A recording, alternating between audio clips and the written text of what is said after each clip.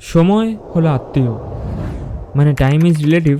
আমি না, আইনস্টাইন বলেছিল। হ্যালো মাসি, হ্যালো পিসি, হ্যাঁ দাদা, তোমার নাম কি টাইম? আমার মনে হয় আমি সময় পাই না। কেন পাই না সেটা জানি না। বেশ সকাল সকালেই উঠি আমি, প্রায় 11টা। উঠেই আগে ফোন দেখি। ইনফ্যাক্ট ব্রাশ করতে করতে, হাঁকতে বসে, এমনকি হাঁটতে হাঁটতেও। আমার মনে হয় কোনো রোগ হয়েছে।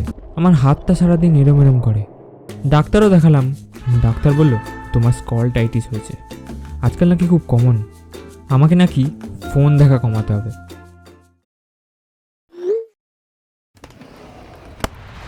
কিন্তু ফোন না দেখলে আমার শরীরটা কেমন হাঁসফাঁস করে। কি করব, কোথায় যাব বুঝতে পারি না। বুকের ডান পাশটা কেমন চিনচিন করে। এই তো, আমার একটা ব্যাপার আছে। আমি একটু স্ট্রেস ফিল করলেই ইনস্টাগ্রামে রিল দেখা চালু করে দিই, আর তারপরে আর সময়ের কিছু খেয়াল থাকে না। মাই একদিন জিজ্ঞেস করলো, কি রে, কি করিস? সময় পাস না কেন তুই? উত্তরটা আমি জানতাম, বাট বলতে হলো জানি না।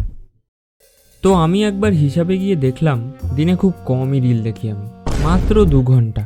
তাহলে 30 দিনে আমি রিল দেখি 60 ঘন্টা। আর যদি আমি রিল না দেখি তাহলে আমি কি করতাম? 10টা গল্পের বই পড়তাম, 30টা মুভি দেখতাম, ঘুমাতাম, পড়াশোনা করতাম। কিন্তু তাহলে কি করতাম? এদিকে বয়সটাও বাড়ছে, কিছুই হচ্ছে না লাইফে। রোজ রোজ সেই একই লাইফস্টাইল। হ্যাঁ বলো। কি রে, বয়স তো হলো, কবে বিয়ে করছিস?